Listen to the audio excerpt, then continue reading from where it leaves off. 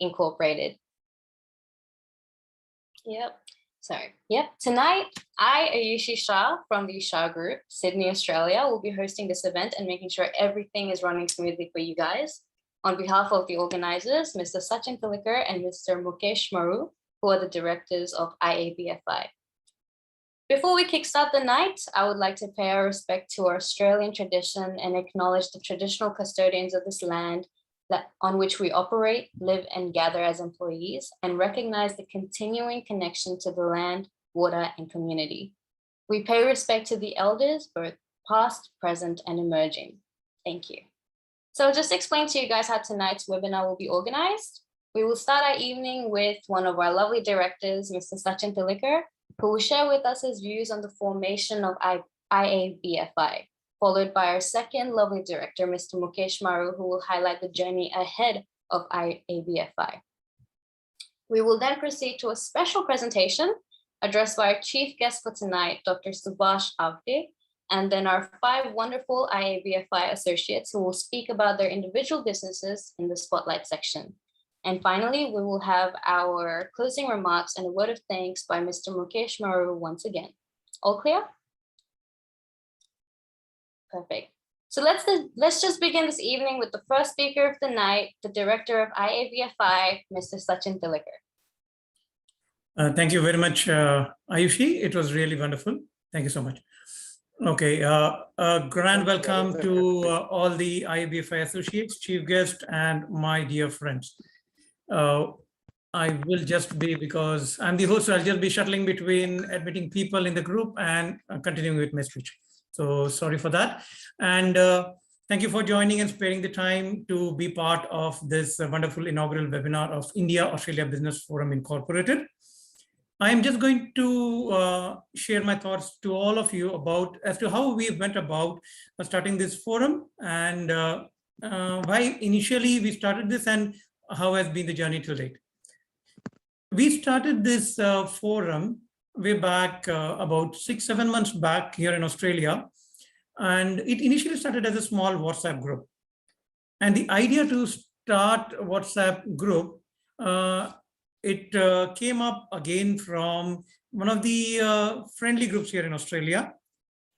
Okay, I will go back a bit so that you will be able to connect the dots. Okay, let me start first with the way I have come here. I have done 22 years of service in Indian Army, and post my retirement, I came to Australia. I had a bit of experience in logistics, manpower, human resources, and I wanted to put all that to use here in Australia.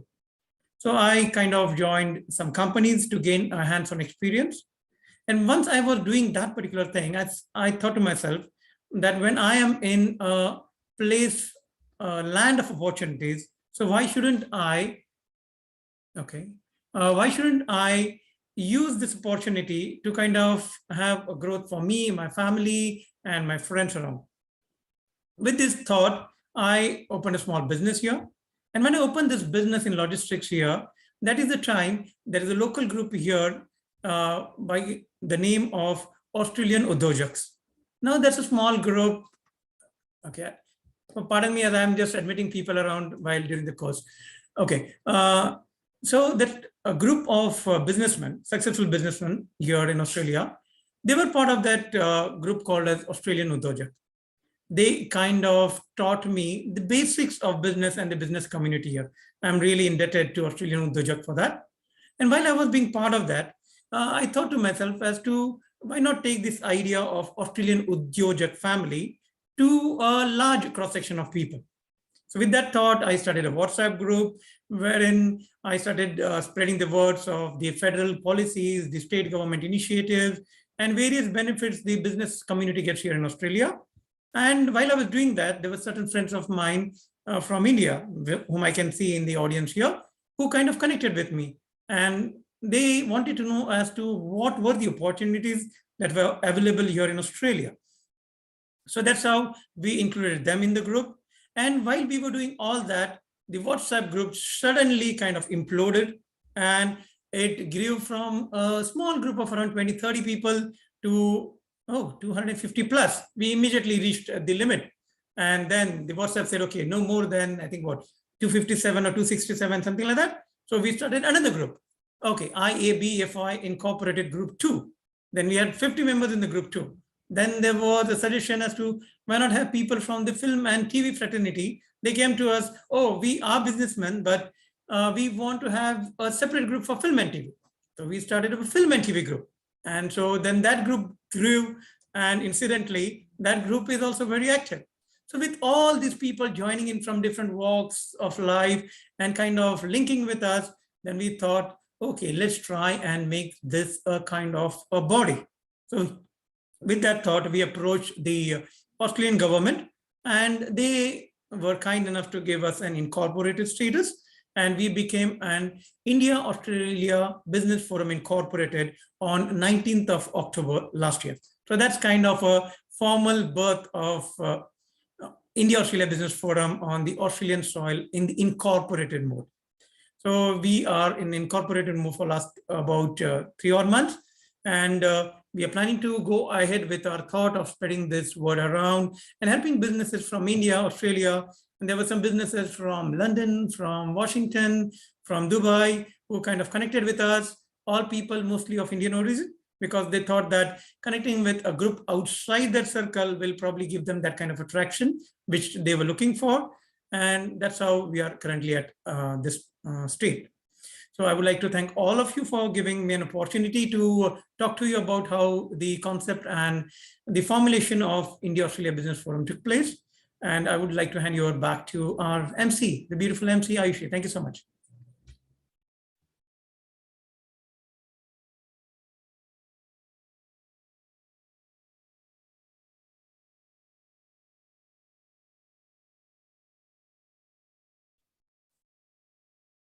Perfect. Thank you, Mr. Sachin, for your kind words. Can we now welcome Mr. Mukesh Maru, the director of IABFI, to talk about the way ahead for IABFI.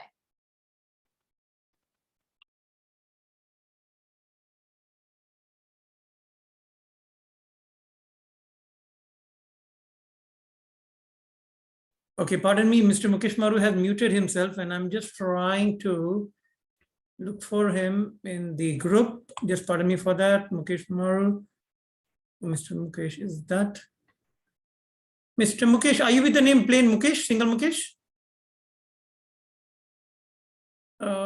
Asked to unmute. Yeah, I can unmute from here. Okay, Mr. Mukesh, can you switch on your video, please? Yeah, there you go. Oh, 1 minute. I think so, Mr. Mukesh. Unfortunately, Mr. Mukesh, yeah, asked to unmute. Okay. Yeah. Thank you very much. Okay. Welcome you all, and it's so nice to see you here. Yeah, about this group, yes, it was formed with a lot of hopes a few months ago. And first thing people asked me is one more group, like again into, there are quite a few of business groups of the chambers of commerce. And so how are you, like, what are your plans? What are you going to do about it? And why a different group at all when we have so many in place already? So the first thing was, like if there are others, they might as well, they have their own unique identities and their own way, they have their own ways of running them. But perhaps we feel that we have a lot of, passion and at the same time also patriotism. So there was a question again, like, what does business have to do with patriotism? So we want to try and increase the GDP of the country. We want to try and bring the two nations together, try and see that the GDP grows. That is the way the power is measured now.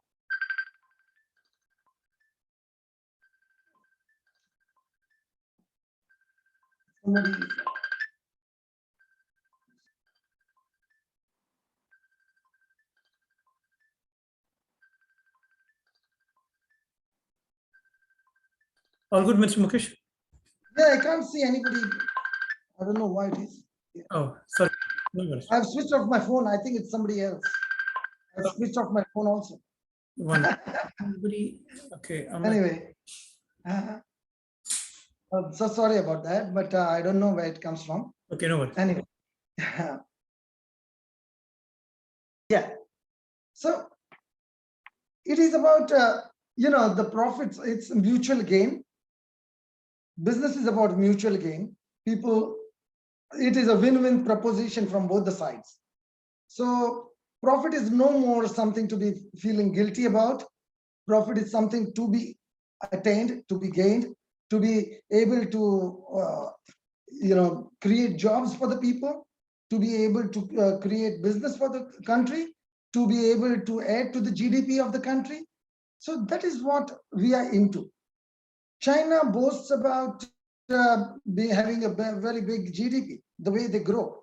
So we want an army of businessmen, the army of businessmen who will grow for India, who will see that India grows. They will grow for Australia. They will add to the wealth of Australia.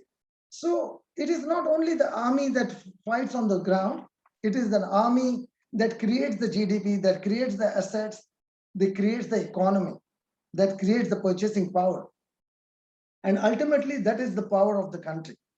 So we consider businessmen to be as patriotic if they do their businesses well in the rightful way, not in the wrong way, obviously. And yes, I had been, hibernating for a while. I was in a slumber. I wasn't very active for quite some time. And all of a sudden, Sachinji suggested to me that, can we do this? And what do you think about it? I said, yes, it is a good idea. And let me wake up now out of my slumber. And that is the way we started it. And we went ahead and created this organization. And we are lucky to have a lot of nice associates with us, people from all walks of life, from India as well as from Australia, both the countries in various different businesses. We started off very modestly from a WhatsApp group. We are growing into like a real organization in a very good way. My first visit is coming up soon to India. And before that, let me tell you like what we plan to do about it.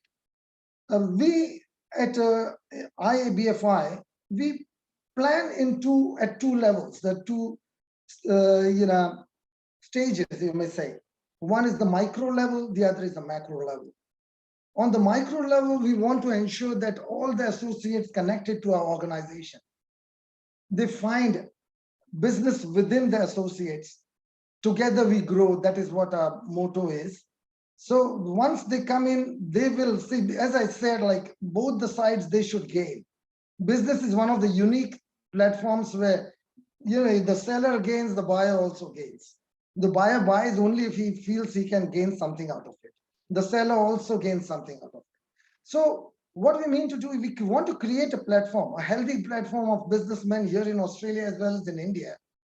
That platform itself helps the businessmen of both the countries to try and work together for mutual gain, to try and get better and better profits for themselves and for their countries. And at the same time, they will be there to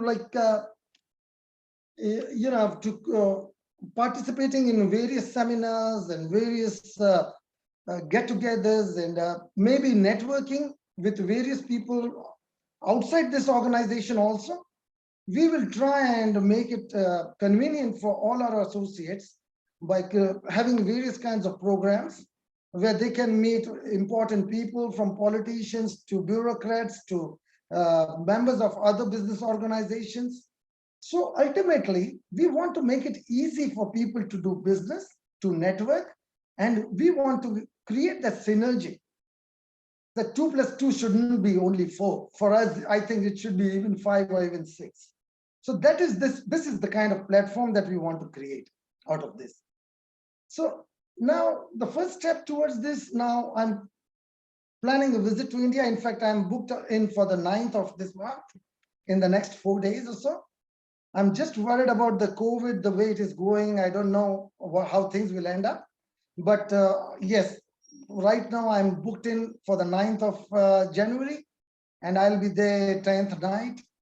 And once I'm there, I'm planning, like our focus is right now, it is very strategic. We don't want to get into and meet people who wanting to sell food grains or general ready-made clothes and all, because they can do it themselves. That is easy for them. That is easy for anybody. Easy means it doesn't need any specialized knowledge or specialized, kind of a setup. So what we are going to do is, like, we are focusing strategically.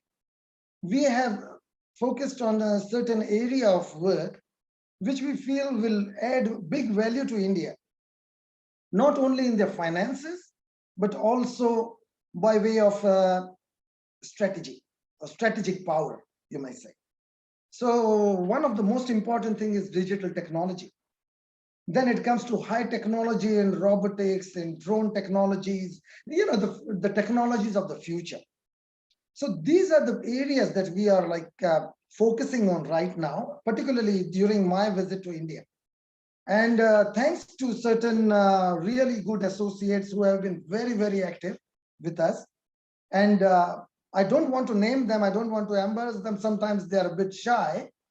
And there are a lot of nice associates who have been helping us out, who have been working with us shoulder to shoulder at every level, and trying and getting us, all the nice contacts and organizing meetings. And right now, the way it has been fixed, like I am planning to visit Mumbai, of course, that is the place that I will be, settling down for the holidays, or you may say for my business visit. But then I'll be traveling to Bangalore, Hyderabad, Delhi, Pune, and Vapi for now. So I'm meeting various businessmen from these places. And I'd like to spell out certain segments of industry that these businessmen are working in. The high-tech segments, they're in aerospace, they're in space communication, defense, health, energy, satellite monitoring, GSM, surveillance radars, lawful interceptions, radio monitoring, signal analysis, encryptions. And then it is NAVIC. NAVIC is the GPS of India, but very, very professional. And they are military grade and high accuracy with 0.3 meter dispersion, which is like very, very accurate. That kind of technology these Indians have. And Indians have the best thing that in the world, that is the brains. Although in India, for whatever reason till now, India may still be a sort of a developing country, but the brains that the Indians have, they have excelled. You see the best of positions being held by Indians all over the world, from NASA to Google to you name it. There are just too many for me to just name them. So what I mean to say, like I'm just talking about, say, Internet of Things enabled robotics. Yeah, industrial robots, Industry 4.0 ready. So that is the ultimate, the fourth revolution, industrial. That kind of computers, we have the best of brains in the IITs, IIMs. So all these people, artificial intelligence, I'm meeting people with high performance computer technology. Artificial intelligence by graphic processing, GPUs for healthcare, for defense, for agriculture. And Australia is very much interested in resources, because one of the biggest exports of Australia is the resources, that's minerals and even agriculture.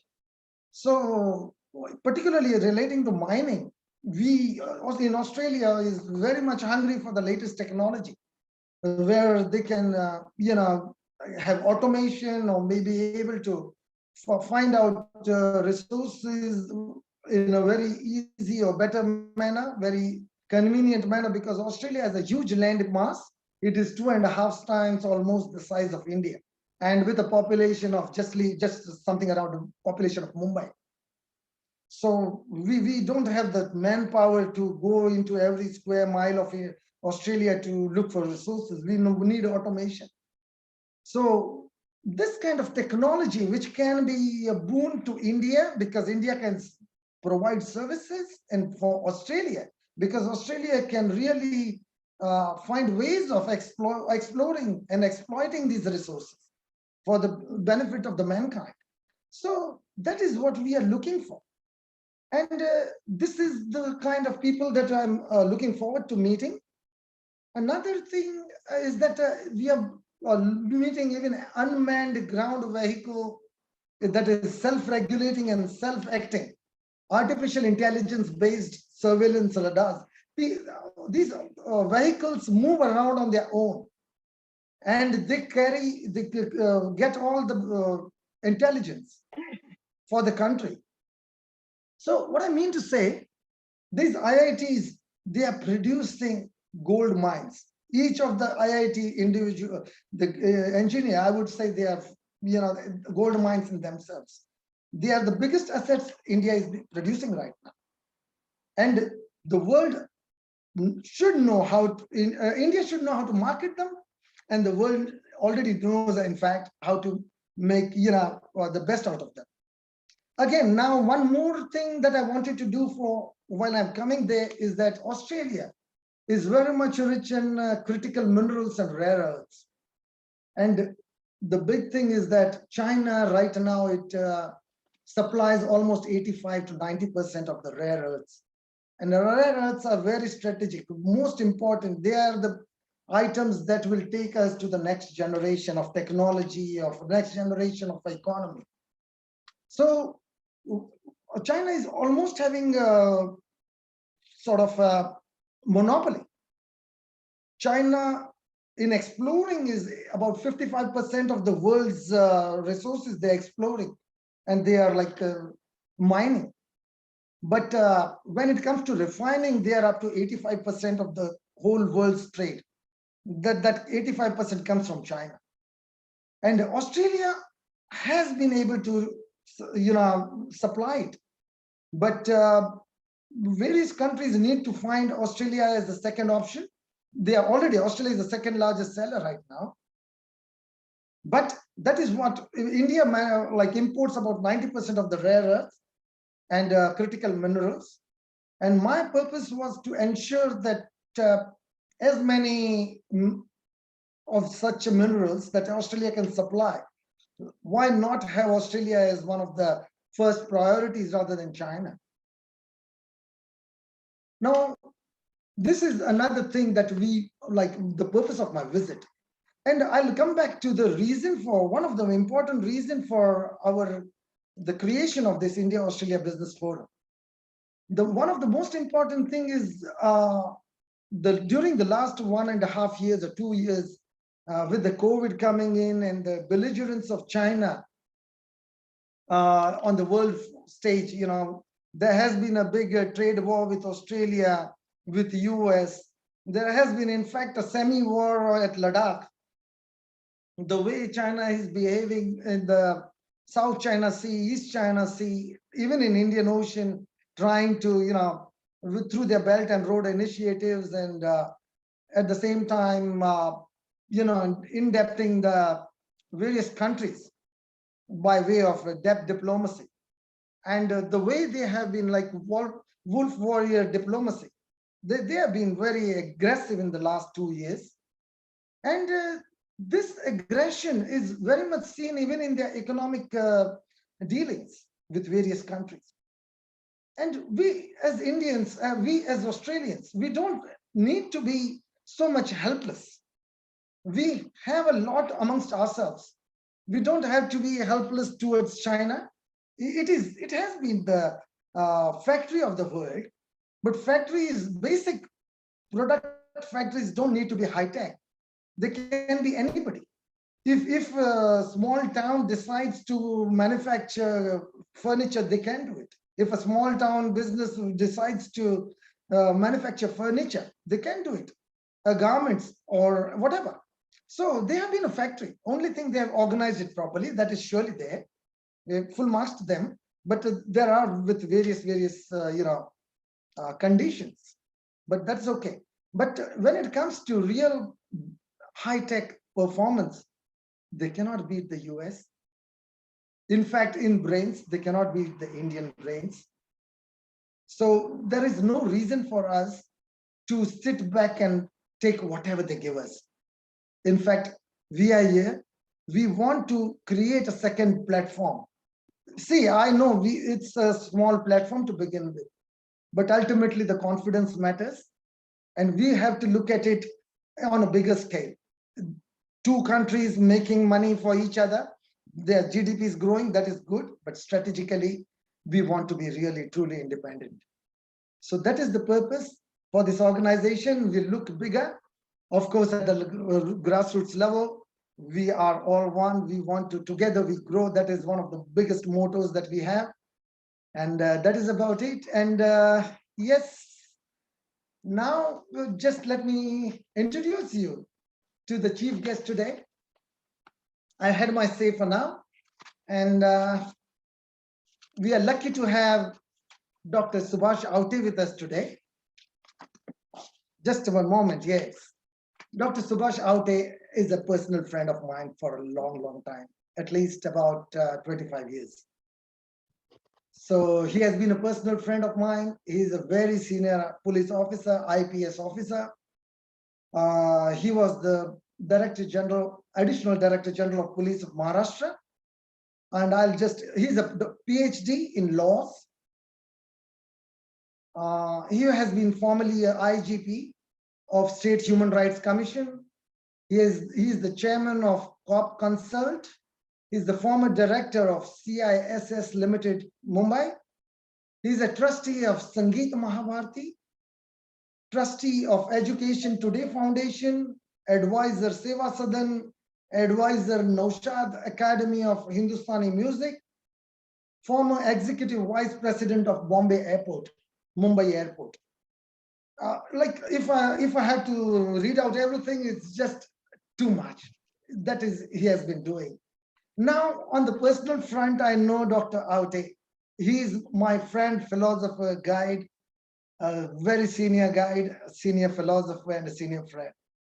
I'm really lucky to have him with me today.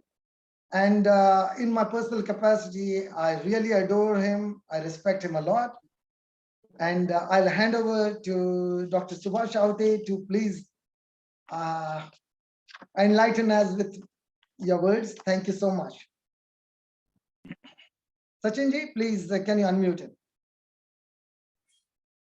Dr. Subhash, sir, please, if you can unmute yourself. I have asked you to unmute. If you can just click on the logo, please. Yes. Yeah, thank you. Is it okay? Am I audible? Yes, yes, all good. Thank you. Okay. Yeah, sure. Thank you. Thank you, Mr. Sachin and Mukesh, my friend, for inviting me as a guest on this great occasion. I think about 2 months back when Mukesh spoke to me about this idea of India-Australia Business Forum, the first question I asked him, how many such organizations exist? And he told me, yes, there are some organizations, they are also working in different areas, but this is a particular area where more the merrier. If there is a better and healthy competition, probably we can get much better results. And I encourage Mukesh. I said, please go ahead. You have good friends over there. You are settled in Australia and you know the tricks of the trade. And with the help of all your friends, you will be successful. I also advanced my whatever help which I can give to him and to this forum in India. I have never been to Australia, but I have been in touch with many people in Australia, in Sydney, Melbourne, Adelaide, and Canberra, and Brisbane, and there are many other places. And I know a little bit about Australia. I was just going through the history, back history. I don't know how many of you know that more than 150 years back, Britishers wanted the best farmers in the world to come to Australia and do the farming.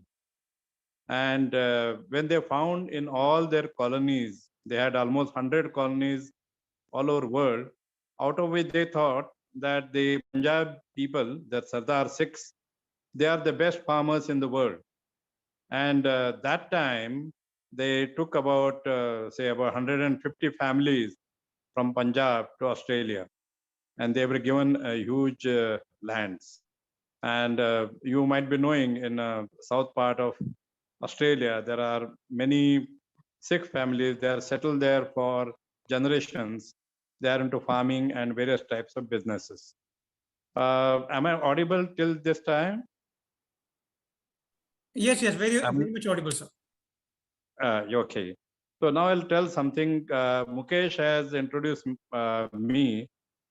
You might be wondering what this police officer is doing among the business people. But I'll tell you something a little bit about my experience with businesses, international businesses. I was in charge of the CID in Mumbai. And during that period, almost 4 to 5 years, I was handling VIP security.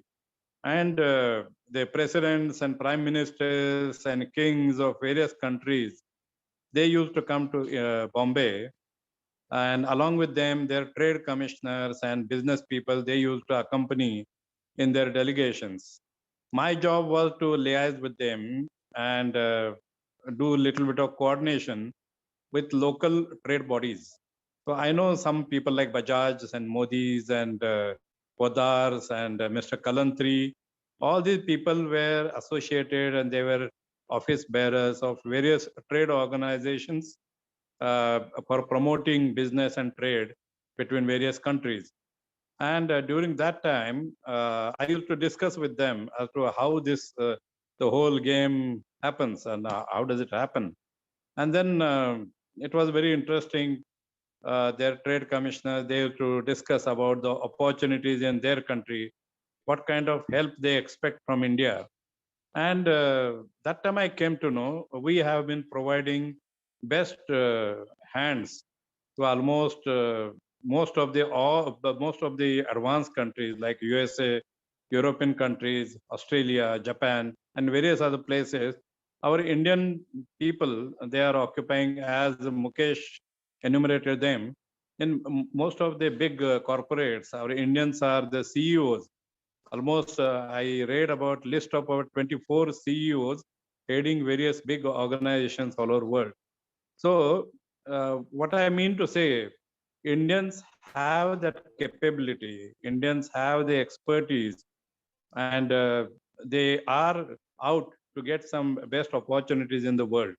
Now, with this, we should be proud to be Indians, and India and Australia have been on friendly terms for, I think, almost more than a century now. And many people are settled in Australia. The Australians keep coming to India. And there is a huge scope. And whatever background Mukesh was telling about the unpopularity of China and their strategies, their policies, and their interference with the whole world order. And there is a little bit of suspicion in the minds of many countries about their investments in China and their business relations with them. So in days to come, the organizations like Quad, that is 4 countries in which Australia is one of the most important and very strategically located country, and India, of course, and America, and likewise these 4 big countries in the world, they have come together. There is some purpose, of course, business development,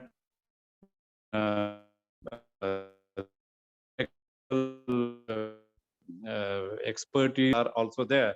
But strategically, the world order is in the turmoil now with pandemic and various other issues which are burning issues now. The expansionist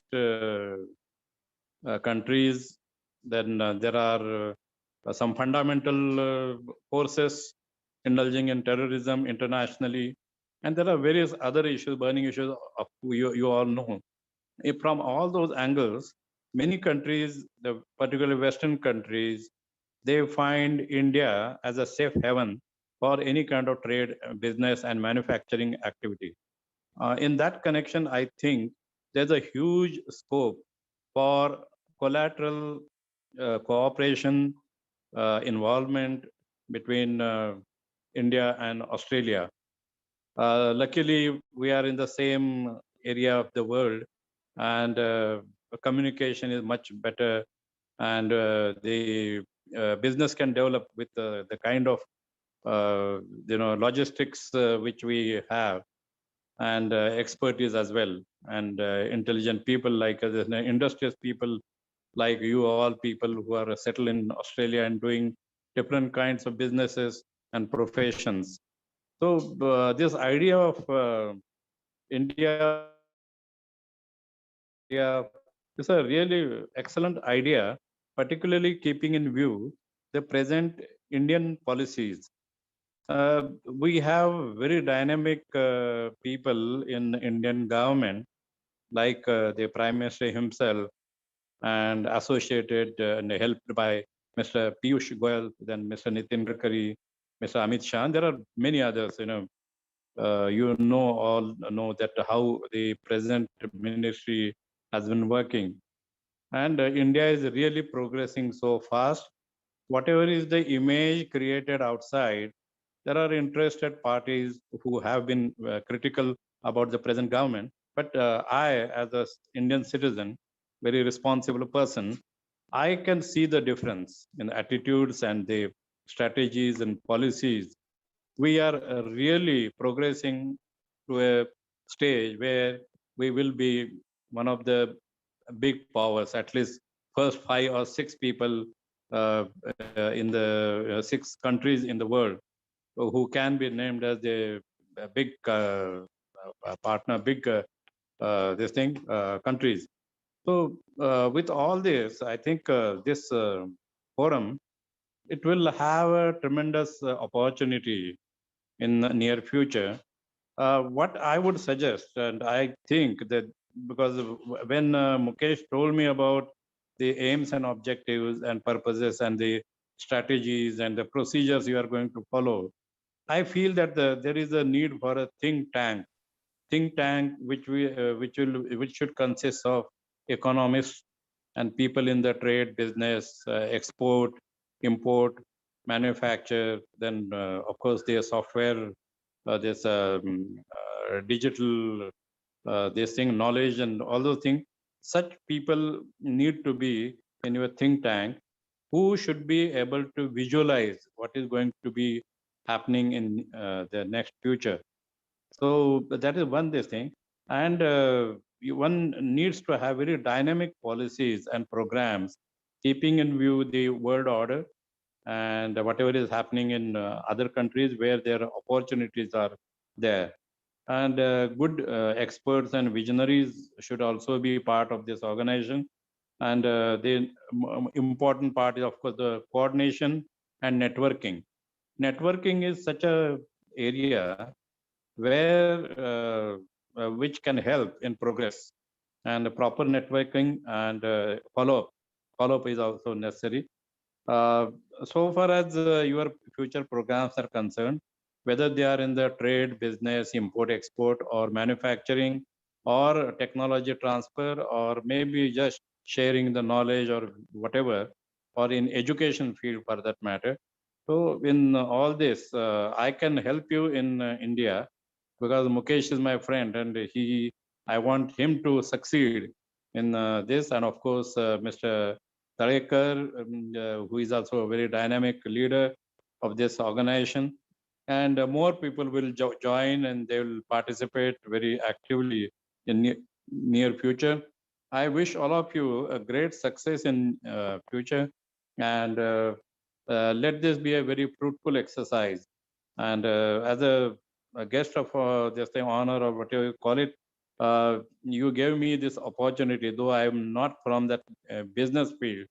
I got some kind of exposure when I was in charge of the modernization of police force. And that time I used to be in touch with lots of manufacturers of security equipments and various kinds of softwares which are used by police in commando operations, dealing with the terrorism, dealing with internal sabotage activities, the bomb blast and explosives and all sorts of things. So in that I found Australia is one country which can provide lots of things in the field of security as well. When I raised the commando force of 1,760 people in Mumbai, it is known as Force One. This was after the 26/11 attack. And I provided them with lots of gadgets, vehicles, and all kinds of equipment required for the commando operations. There I found the Australian trainers were the best, one of the best. Of course, Israeli people were also there. So we got some people from Australia, from Israel, from USA and Canada. And those people trained our commandos in special operations. So Australia has expertise and availability of so many things, knowledge and various kinds of things, actually trading sort of thing. And another area was, of course, the coal. When I was with the Mumbai International Airport after my retirement, I was executive vice president when the new terminal T2 Mumbai that was being erected. I was handling all the emergency operations and security operations. During that time, this GVK company, they had invested in Australia coal fields. The Hancock family owns some coal fields in Australia, and they were working on that. They were building some railway track as well towards the east coast for carrying the coal. I don't know what happened later, but coal is another area. I think Australia is very rich in coal deposits, various minerals, and various other things. In that area as well, there is a lot of scope for this thing. Now, presently, I am working with a waste management company. We are, recycling the construction waste, the debris. When the old buildings are demolished, the debris are generated, and we crush them, we segregate them, and we reuse the metal, the sand, and various other things. And we prepare bricks and paver blocks and footpath borders and various other things out of that waste. So that is one area where I have been working at the moment. I am helping some companies. I'm also into urban transport. We are handling the city bus service in Thane. About 200 buses we are running. And various other areas I have been giving consultancy. I'm into logistics and transportation of oil throughout India. And we have more than 200 major warehouses all over India. In that connection also, if the forum or its members, they require any kind of assistance for transportation, for some logistics support, custom clearance, and various other related things, I can definitely be of help. So with all this, I just wanted to assure you that I'm there. Though I'm not part of the India-Australia Forum, Business Forum, I'm your well-wisher and a very active participant in your very novel and very enthusiastic and very good this enterprise. And thank you very much for giving me this opportunity. I wish you all the best in your new endeavor. Thank you very much. Bye. Thank you so much, Mr. Mukesh, Maru, and also Subhash Avate, Dr. Subhash Avate, for sharing your unique and amazing input. You definitely have such broad experience and expertise. It was definitely very insightful to hear about. Now we will move down to our IABFI associates, starting with Mr. Pradeep Kulkarni, who will be speaking about his business venture. Thank you.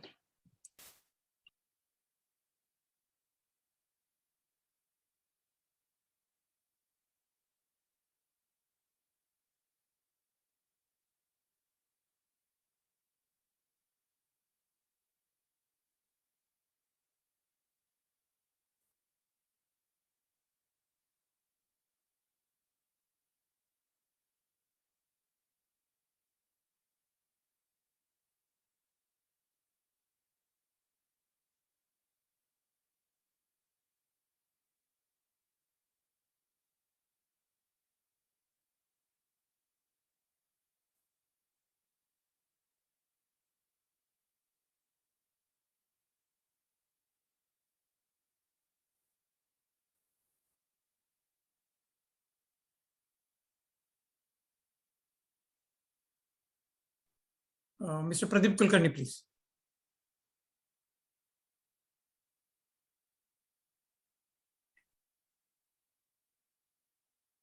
Mr. Pradeep, we can't hear you, please.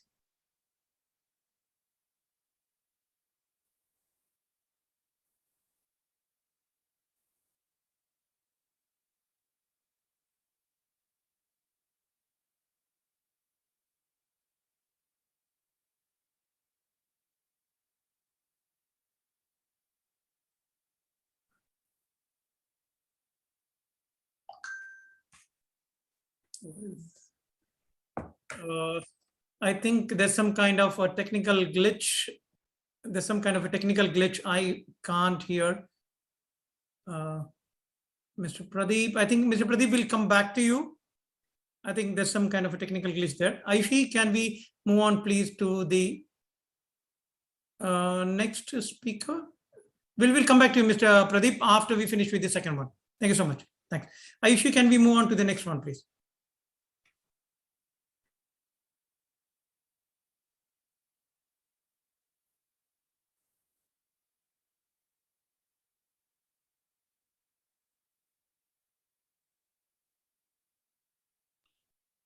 Yeah, no problem. We'll just sort out those technical difficulties. Until then, let's welcome Mr. Milind Kulkarni to talk about his business venture.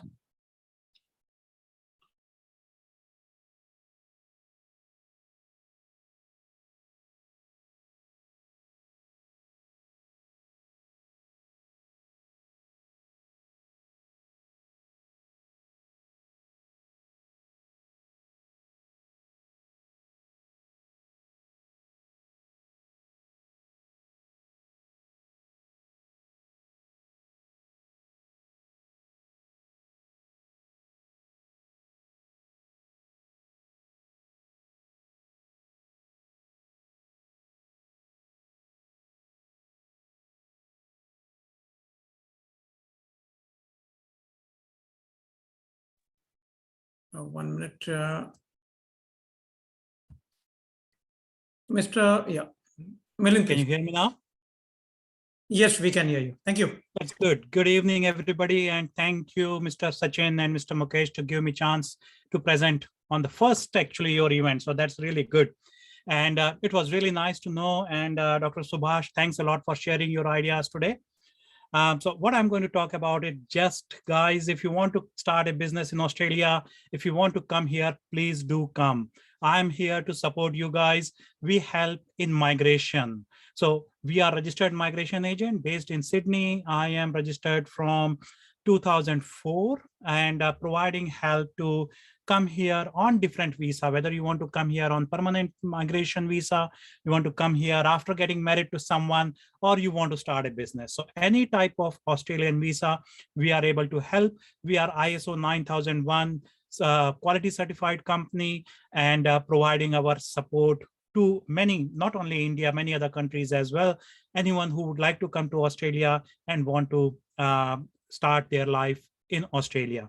So you are most welcome to connect with me or connect with Sachin, and we are here to help each other out. So anything which I can be of any support to any of our members, give me a call or contact us and we will be able to help. That's it from me, Milind from Samartha Information, and let it go to our next participants. Thank you, Mr. Milind Kulkarni. That was a lovely presentation. I would like to call upon Mr. Pradeep Kulkarni once more. Let's see if your audio is working. Otherwise, we can try another person again. Okay, let's see if Mr. Pradeep Kulkarni, he is offline, seems. I think we'll do with Mr. Pradeep Kulkarni towards the end, Ayushi, after Mr. Vinayak. Okay, we can go ahead with the current flow. Thank you.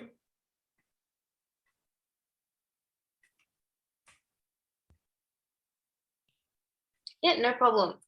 Okay, so let's invite Mr. Manish Kumar to talk about his business venture. Okay, Manish, one sec, please. Manish. Okay, unmute.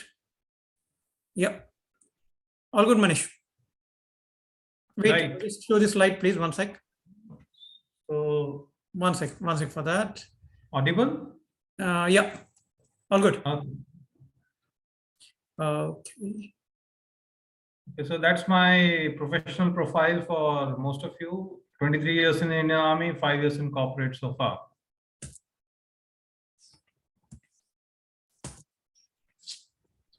The venture that I speak about is Retd Consultancy. It's in recruitment services and L&D. The product process remains seminars, webinars, and also direct contact with people. Expansion into other services, the future plans, and we intend to expand to Australia as concept is universal because you require good manpower everywhere. A brief about how we started.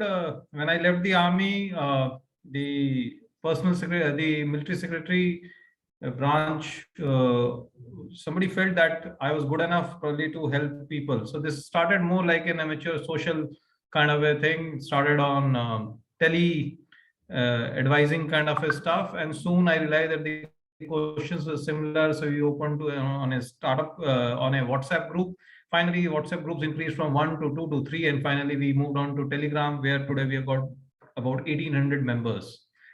Now, the whole idea is that some of the best young men join the armed forces at the age of 16 to 18 to 20.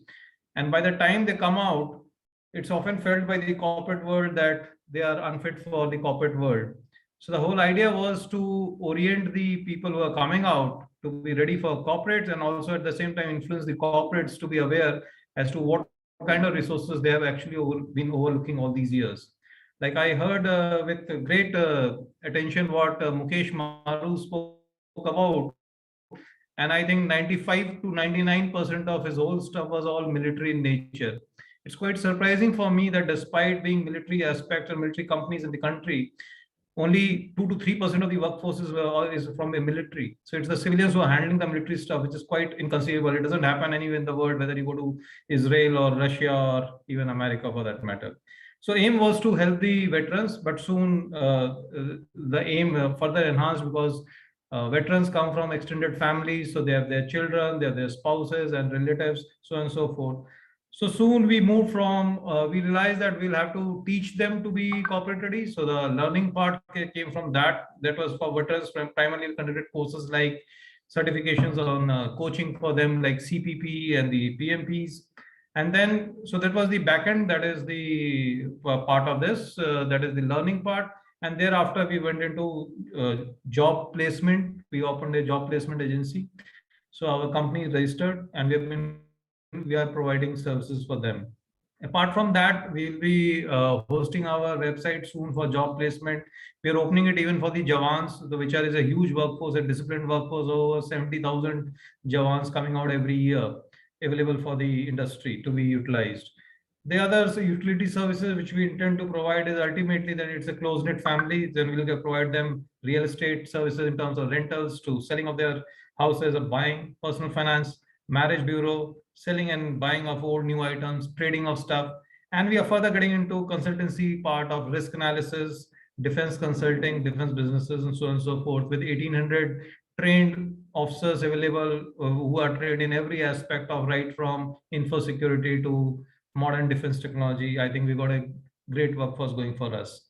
So the future is we do intend to expand outwards. We would like to have people like Milind spoke about, so we can work together and such like stuff wherein we take our talent to foreign shores, and foreign people seeking the quality people can also fall back on us.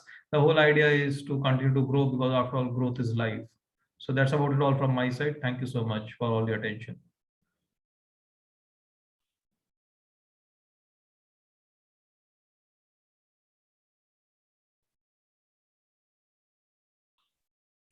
Thank you, Mr. Manish Kumar. That was one I really do hope that your business grows, and it just, there are so many amazing points made. Sorry, that was just a very learning moment for me. But yeah, I would like to call on the next speaker for tonight, Mr. Rajesh Pawar, to talk about his business venture. Thank you.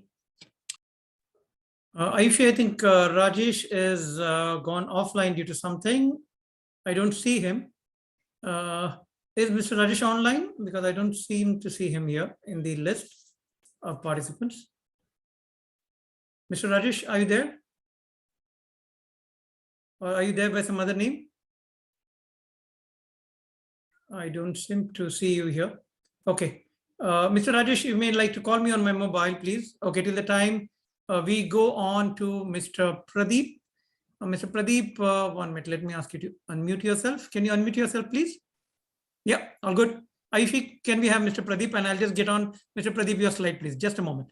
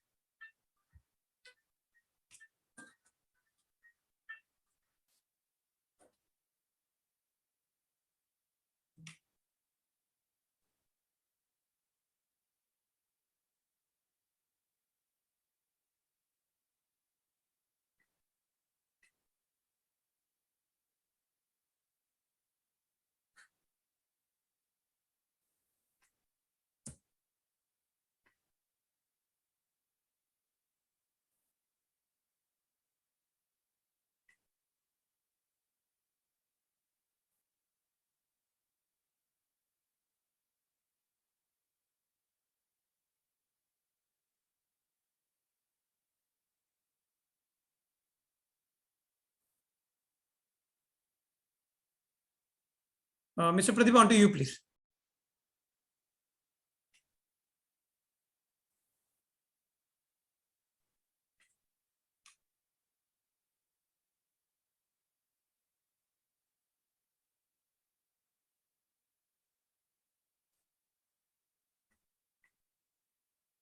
Mr. Pradeep, we can't still hear you. I don't know. Because you are already unmuted. Or you're on mobile. Okay. There's something that I'm not able to guess. Okay. I think we will have Mr. 1 minute. Let me, okay, stop video. No, there's some error there. I think I'll give a call to you, Mr. Pradeep, and we'll just connect, see how it's gone wrong. Okay. Moment. Okay, fine. Okay. I think he wants to stop on mobile, it seems. Okay.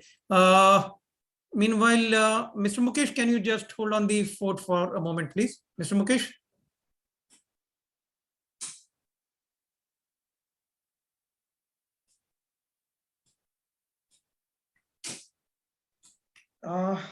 Hello. Yeah, please hold on. I'll just see what's gone wrong there. Yeah, that's okay.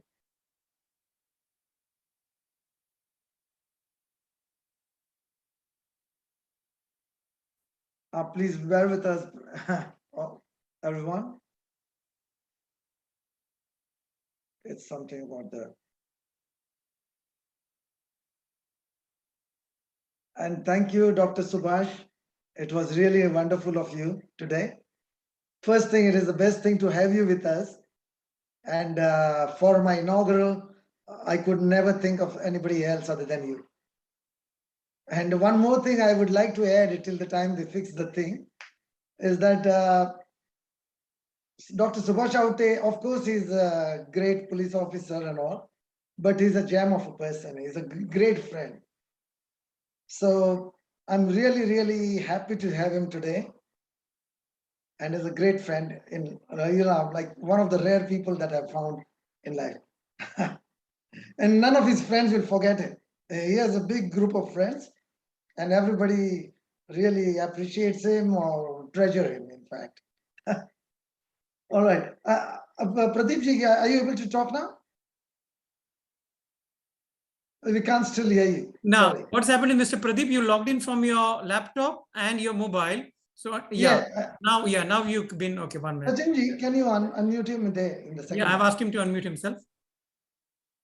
Okay, now. Okay, yeah, now we can hear you, Mr. Pradeep. All good to go. Just a moment, just for a moment.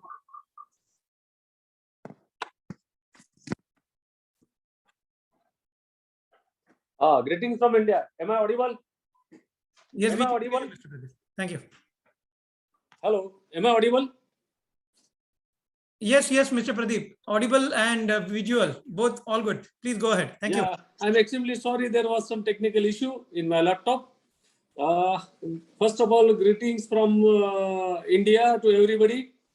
And I'm very happy to listen all of you, especially today's chief guest, Dr. Subhash Avate, who is a police officer, but he has been guiding in an able way to us.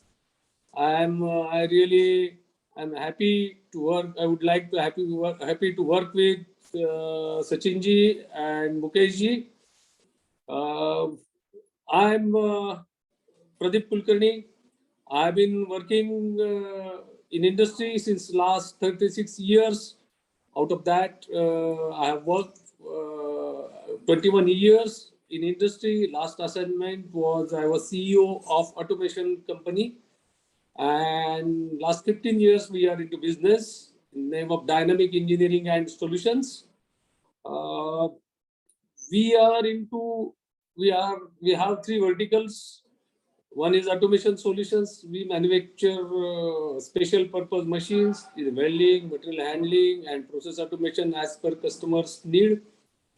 Also, we are into special fabrication projects in stainless steel and carbon steel as well. We are also into design and engineering consultancy. We have supplied our solutions in Europe and some Asian countries. We have also exported our automation plant to China a few years ago. That was a positive accident in my life, in my career. We are, through this forum, we are looking for getting an opportunity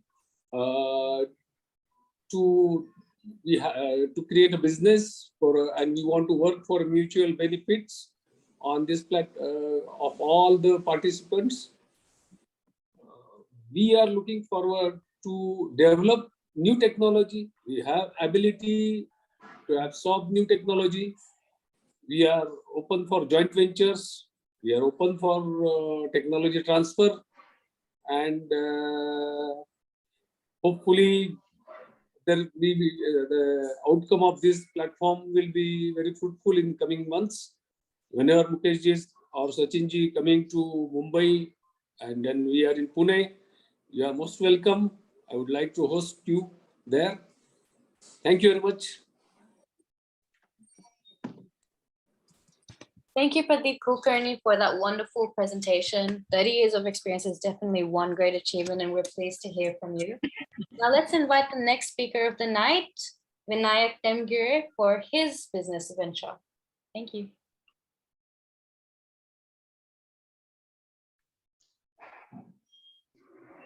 One sec, Vinayak, one sec, please. Okay.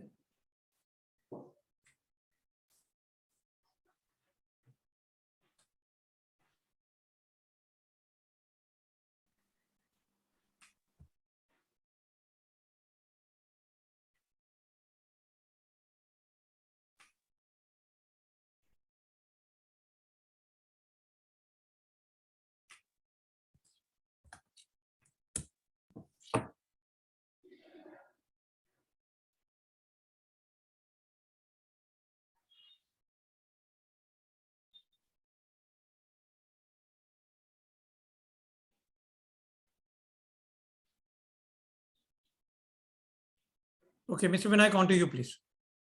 Thank you, Ayushi, for my thank you, Ayushi, and thank you, Mukesh and Sachin for giving me opportunity to present my company. Myself, Vinayak Temgire. I am a founder of 24 Mile and coach Exim. I have started this venture in 2015, and there was a gap. I have seen there was a gap. When we want to export or import any shipment, minimum 25 agencies are involved, like transport, GST, foreign exchange, RBI, local bank, packing, fumigation. All agencies are involved, and there is no single person who can have a knowledge of all. And there is no and all agencies are interlinked when we want to ship the cargo or when we want to import or export the cargo. So, and right now in current situation also, there is no single portal which can automate all the things. Only the portals are from the logistics fields just to get the freight business to their company. This is the first 24 Mile portal. I am the founder of 24 Mile. We have automated all export import process under one roof.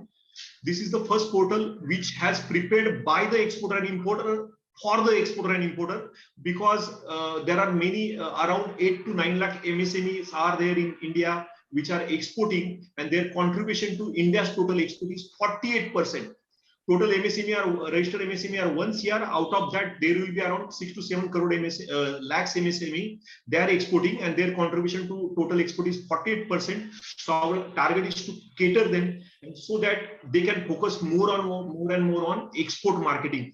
So we are here again. I'm introducing myself, Vinayak Temgire, founder of 24 Mile. We have automated export-import procedure under one roof. Also, good news is that it is a National Startup Award finalist for 2020-21. Results are expected mid of 15 January.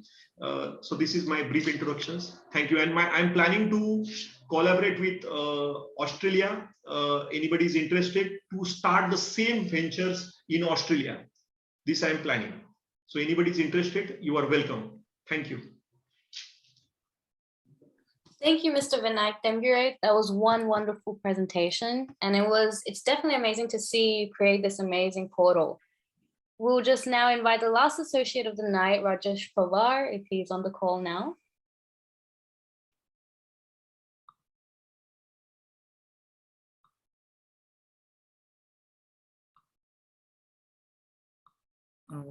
I'm just checking if Rajesh is still online. One place, please. No, Rajesh somehow seems to have been offline. There seems to be some technical issue with Rajesh. So, okay, I think, yeah.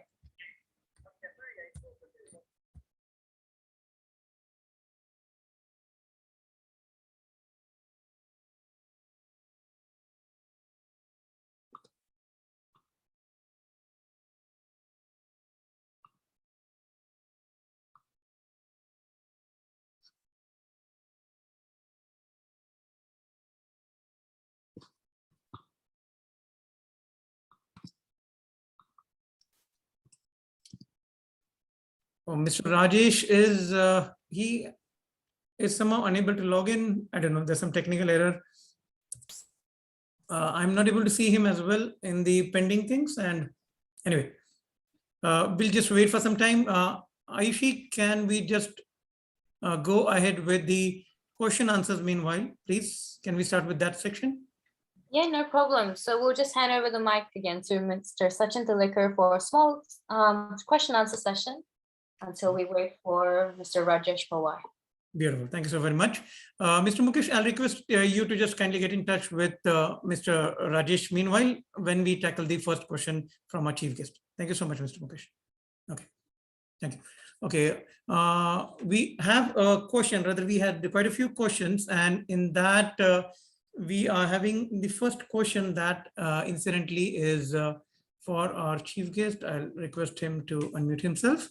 And the question for our chief guest is, okay, I read it verbatim. Sir, having served in the government service at the top levels for long, how do you see ease of doing business in India in recent times helping growth to India's economy? Thank you, sir. Thank you very much. Okay, thank you.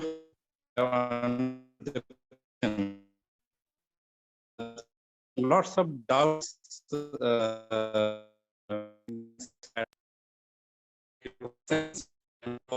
every stage. It was believed that unless you met somebody's hands, done. But I see as a police officer, the things are changing very fast with automation and in communication, and lots of online businesses and online, compliance of license requirements and everything.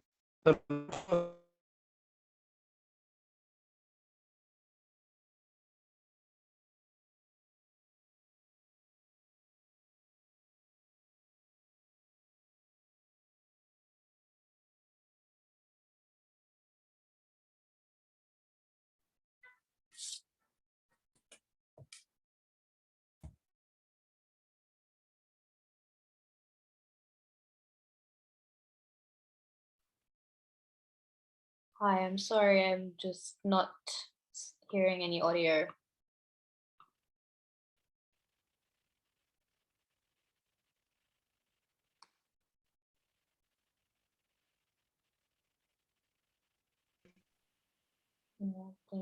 Yeah, now we can hear you, Dr. Subhash. Please, sorry for the fiasco.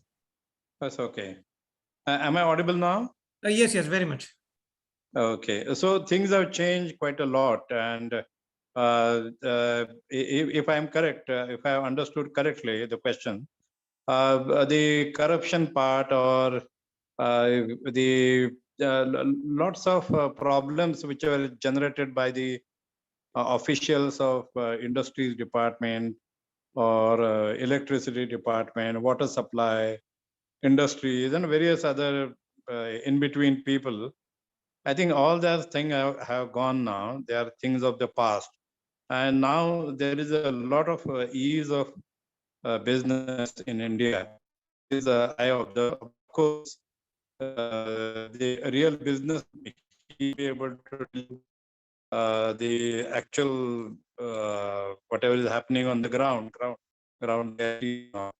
I, as a third person, I can see that corruption has gone down.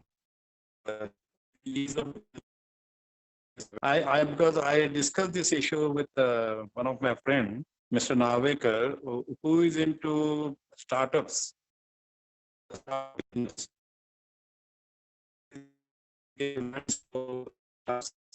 The entrepreneurs want to have their own business and Avate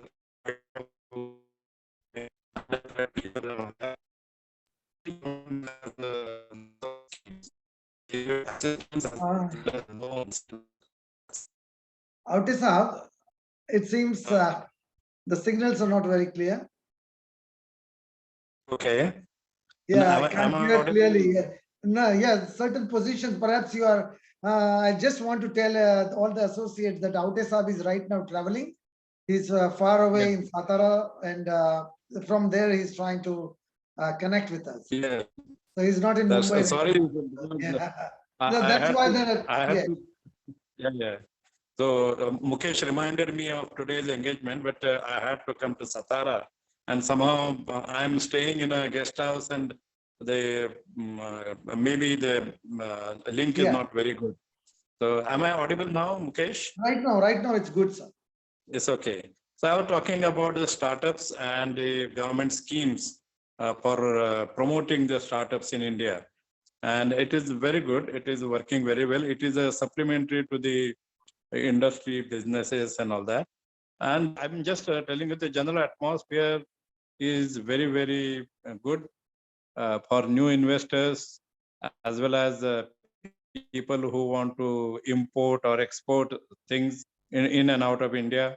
And that is why I think things are much better now.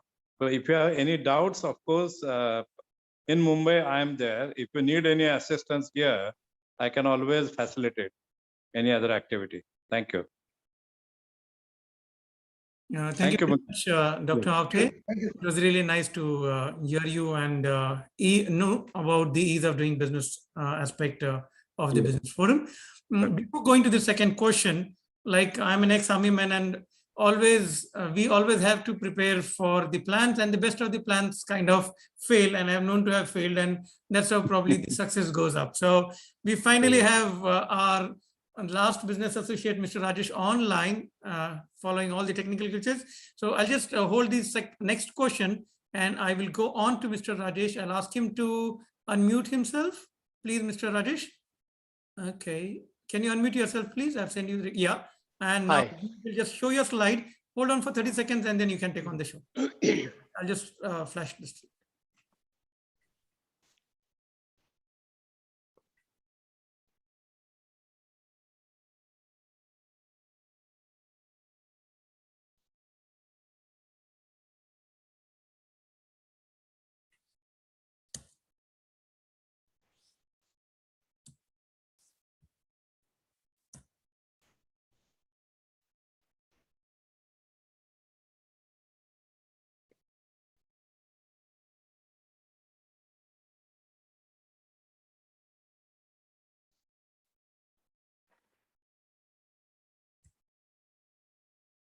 Okay, Mr. Rajesh, on to you, please. Hi, can everybody hear me? Absolutely, fantastic. Yeah, hi. Yeah, sorry about the technical difficulties. And I just want to thank you first for the opportunity. So I'm basically founder of My Accountant Technology. We are based in Melbourne. We are a technology company, and our product is a digital platform. We created digital platform for accountants and businesses. So broadly to help them, for accountants, to transform the way they are currently working and collaborating with their clients, and for businesses to help them give real-time information about their business and finances to help them make better decisions. So what we have done is we sort of combined business features as well as financial management features onto one platform. And via our platform, we make it easy for businesses to access chartered accountant services. So we have been in production in Australia for the last 8 months, and our product for India is also ready. And due to COVID, we couldn't launch in India. And so hopefully in the 2022, we will introduce our product in India as well. And in terms of connections, what we're trying to get out of this platform is to connect with businesses who can help us to beta test our Indian product. In India, you can say we are trying to replace Tally, and also we're targeting micro to small scale businesses. That's our target market in India via chartered accountants. So that's basically about our product. If you have any questions, happy to answer them.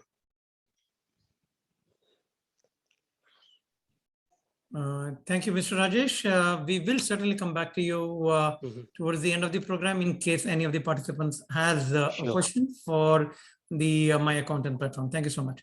Okay, now we go back again to the question answer session, and the next question incidentally is for our director, Mr. Mukesh Maru, and the question reads, what's that? Okay, fine. I think I've grown old now. Okay. 1 minute. In the recent scenarios of the development of establishment of Quad and AUKUS, how do you feel the world would be moving and towards the post-COVID and establishment of Quad? Your views on that, Mr. Mukesh, please. Thank you. Relating to the pre-COVID and post-COVID, I think these are very big phases in the life of any country or any person. Whoever is like in this generation, there is a big, cutoff point. So COVID-19, pre-COVID-19, post-COVID-19. And it is not just the COVID. It is about the belligerence of China, suspicion of the people that COVID has been manufactured somewhere, and it is part of a biological war. Various things, like sort of a different war, completely unimagined in the past. Wars have been fought throughout history, but this kind of things that are happening during the last couple of years have been really very weird. In relation to China, like China has been the factory of the world for the last about 30 years now.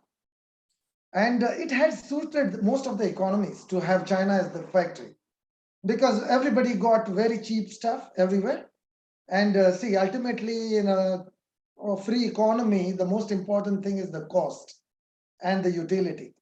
So when you get the same thing, like if I make something at home, and if my neighbor gives me at half the price, the same item, I might as well stop making it myself. So that is what happened with the world. The world like moved on. They were just used to purchase it from China. And China, the aim was not just to compete in a very fair economy. For them, it was trying to gather foreign exchange, try to get hold in the whole world market. And for that, what they did was they firstly brought down the exchange rates. Artificially, being a communist economy, they could do it. In a foreign free country, we cannot do that. So they brought down the exchange rates. so that the exports become very easy and very much affordable for people. And other than that, they gave a lot of government incentives to the exporters, the government subsidies and such things. So artificially, they brought down the prices of products, and in a way, they killed the manufacturing facilities of all the other countries.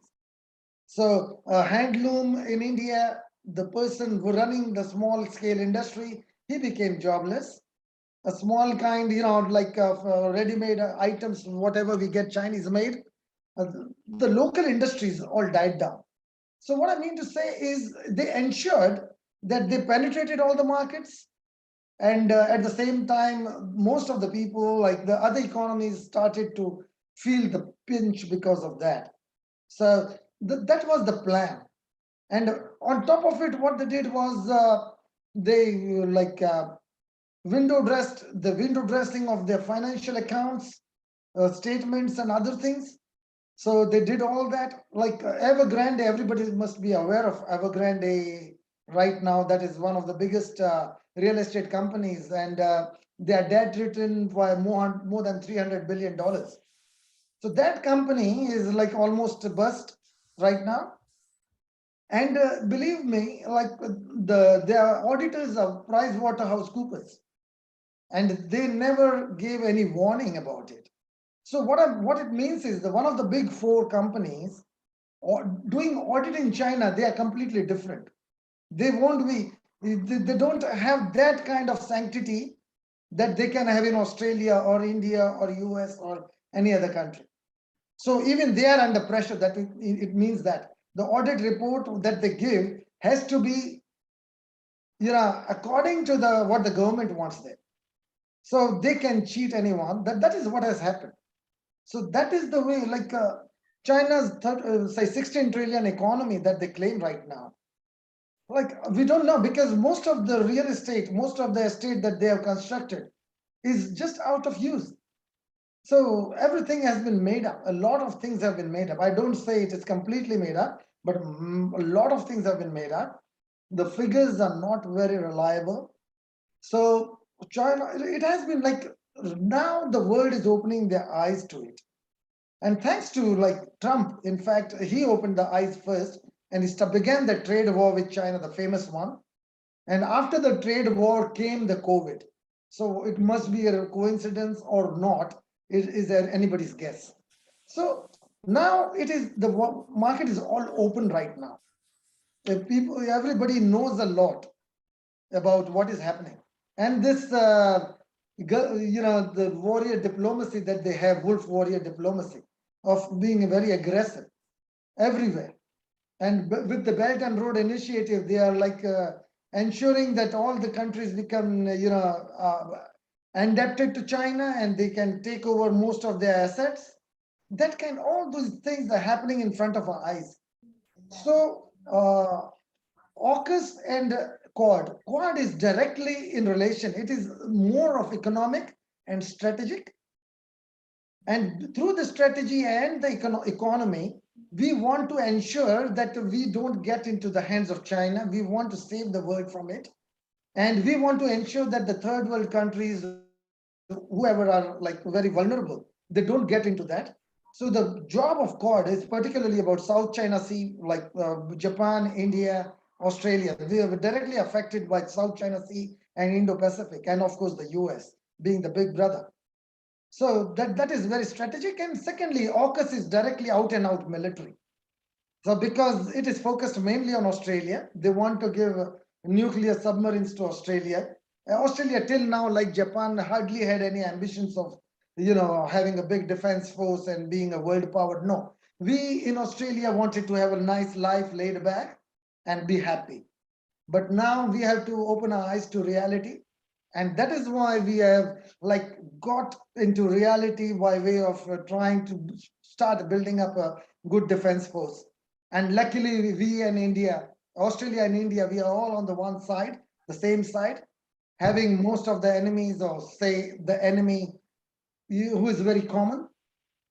So that is why, like now post-COVID, we see a different world order, a different balance of power position, and we have to make ourselves strong. Thank you so much. I just hope I have answered what it was expected of Yes. me. Thank you, Mr. Mukesh. That was really a very valuable insight.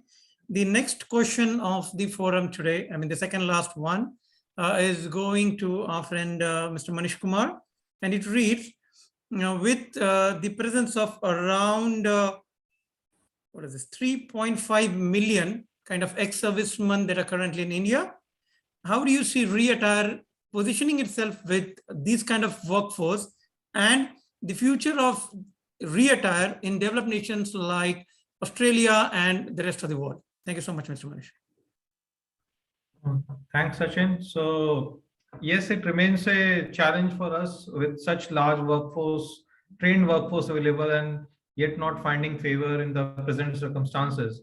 So it's a challenge and it's an opportunity, because our job is first to impress upon the industry to understand the utility of the workforce that is available. And we often hear that the ex-servicemen have the qualities like, say, integrity, industriousness, and all. However, if they don't value it enough and they're going to recruit them with an equivalent of, say, civilian workforce, they're actually missing the woods for the greens, and they won't get them cheap either. So our job is to get the people placed well, because in looking after the veterans, the society is actually looking after itself well, because it will ensure that the good men join the armed forces at all times. Having said this, the scope is very large, primarily because despite the fact that there are so many placement agencies, but placement agencies work to the tune of the industry. We are not out here to work just for the industry, but we are out here to even shape the industry if possible. And as far as our influence and the ideas of working with the developed nations concerned, we would like to work with, like we got friends in Canada.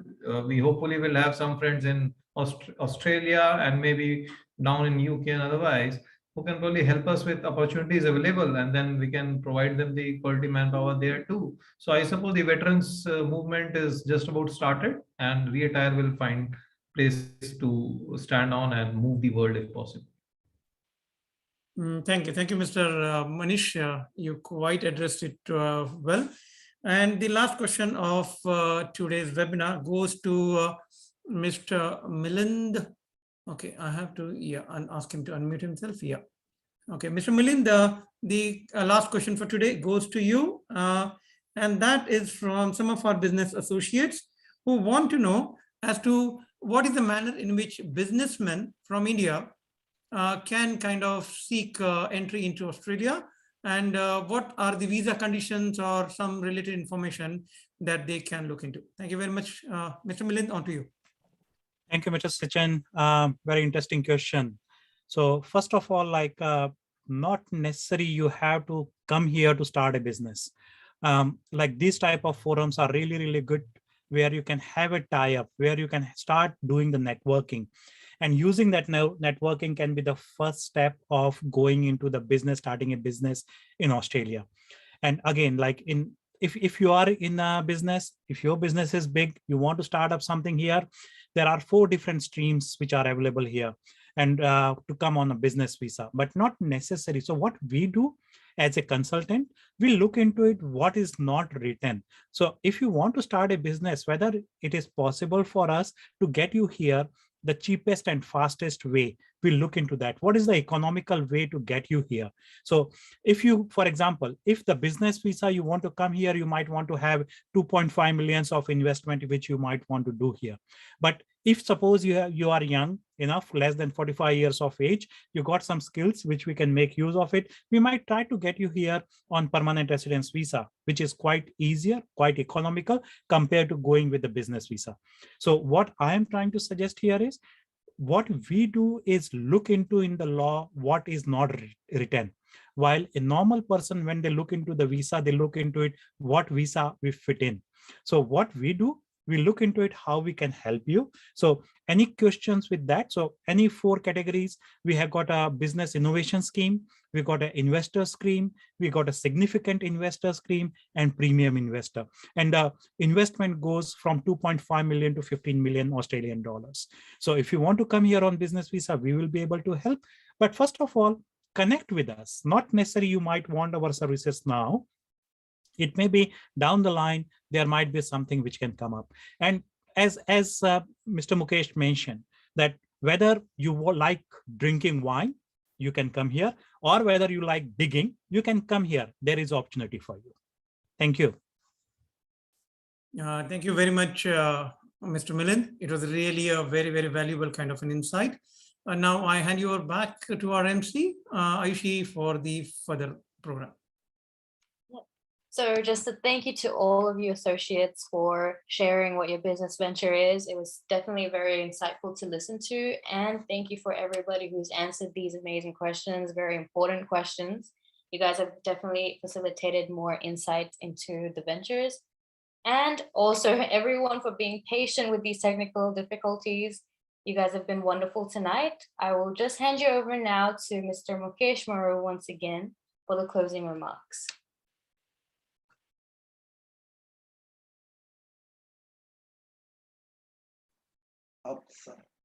Hello.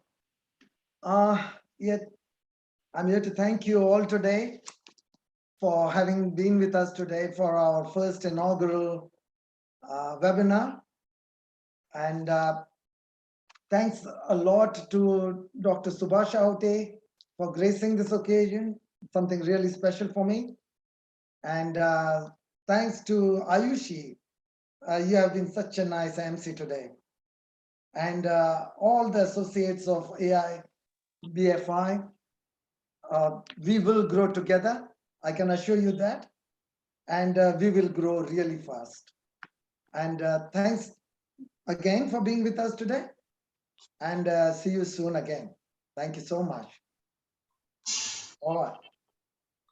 Thank you, Mr. Maru. With this, we have come to the end of the inaugural webinar of India-Australia Business Forum Incorporated. It has been truly an experience for me to be your MC tonight for such an August forum like IABFI, and I wish to thank all the organizers for giving me this opportunity. And I really do hope to see you guys again in the next webinar. But just before we leave, can we all rise to pay our respects for the national anthems of Australia and India, which will be played to end this wonderful evening. Thank you, everyone, and I hope you have a wonderful evening.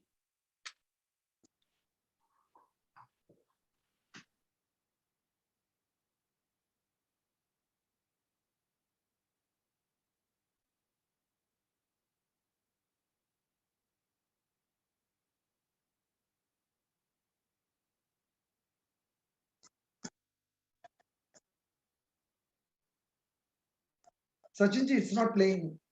Can you, Sachin ji?